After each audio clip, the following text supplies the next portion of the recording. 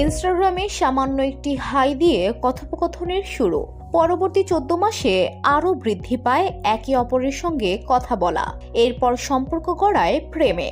সেই প্রেমের টানেই আমেরিকা থেকে ছুটে ভারতের অন্ধ্রপ্রদেশের এক প্রত্যন্ত গ্রামে চলে এসেছেন তরুণী।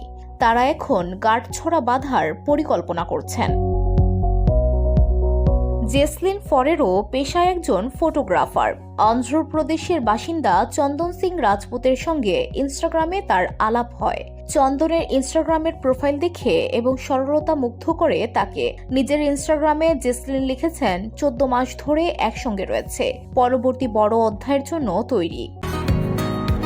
বসুন্ধরা, উত্তরা, বনশ্রী, কুড়িল ও বাড্ডা সহ রাজধানীর বিভিন্ন স্থানে অভিজাত ও অত্যাধুনিক মানের ফ্ল্যাট কেনার এক নির্ভরযোগ্য প্রতিষ্ঠান প্লেজেন্ট প্রপার্টিজ লিমিটেড। তাই আপনার স্বপ্নের আবাসনের জন্য আজই যোগাযোগ করুন।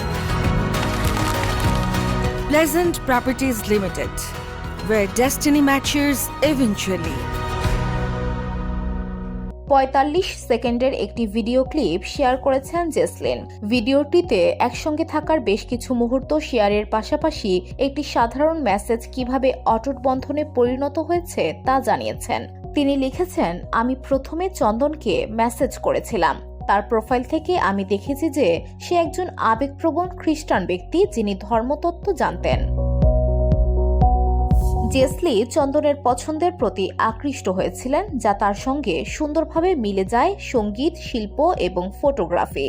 তিনি আরও বলেন, 8 মাস অনলাইনে ডেটিং করার পর এবং আমার মায়ের অনুমতি পাওয়ার পর তিনি এবং আমি জীবনের এক অন্য ভ্রমণের জন্য ভারতে উড়ে গিয়েছিলাম।